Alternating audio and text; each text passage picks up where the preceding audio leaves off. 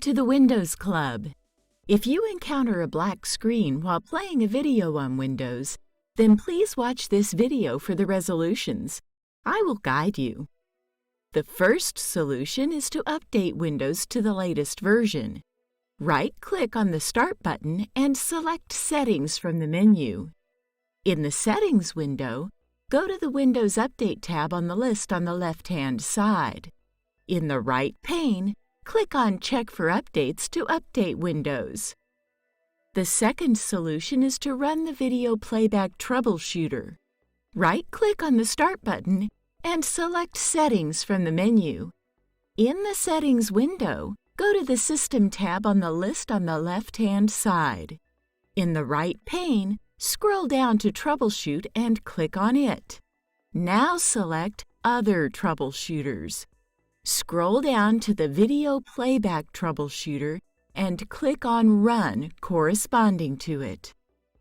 The third solution is to turn on accelerated graphics on your system. Press the Windows key and R key together to open the Run command box. Type inetcpl.cpl and click OK. The Internet Properties window will appear.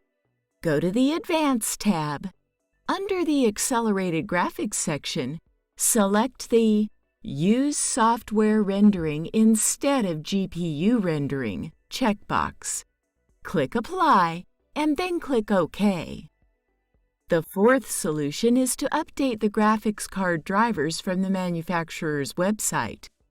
Please contact the system manufacturer for the same. When everything else fails, the last solution is to use another media player.